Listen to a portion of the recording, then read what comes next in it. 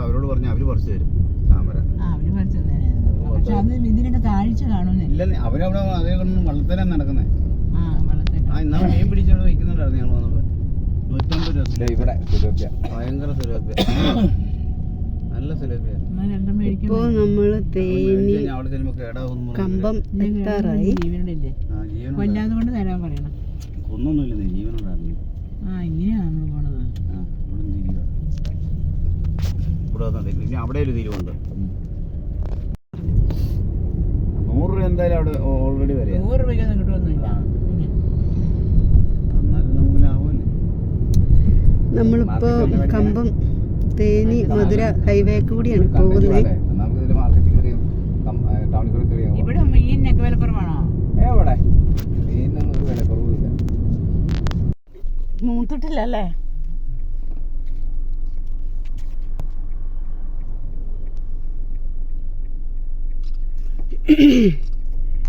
കമ്പത്ത് ചോളകൃഷിയാണ്.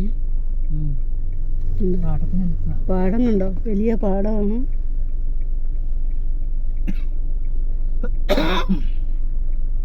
ഇതിന്റെ മലര് പോലെ പറക്കുന്നല്ലേ.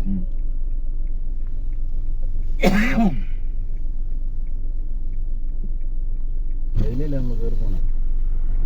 അതിൽ കയറി പോണം.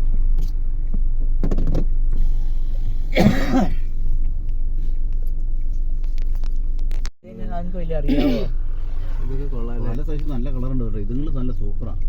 ഇത് കൊണ്ടുപോയിട്ട് അവിടെ ഒരു കാളവണ്ടി ഉണ്ടാക്കണം. നമുക്ക് ഓട്ടം കൊണ്ട് നടക്കുന്നില്ലേ, ആൾക്കാർ കയറും. കാള മാർക്കറ്റാണ്.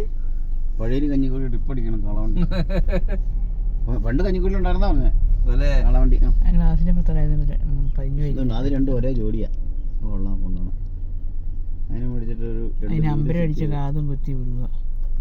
കാളവണ്ടി അവിടെ കൊണ്ടുവന്ന് നല്ല ഓട്ടം കിട്ടും. ആൾക്കാർ കയറും കൗതുകത്തിന് വേണ്ടി. അത് ചെറുതൊന്നും ഇല്ല കേട്ടോ, എല്ലാം വലിയ സൈസാ. ചുമല പാണ്ടൊക്കെ ആയിട്ട് നിൽക്കുന്നുണ്ട്, വെള്ളയായിട്ട് നല്ലതല്ലേ അതൊക്കെ.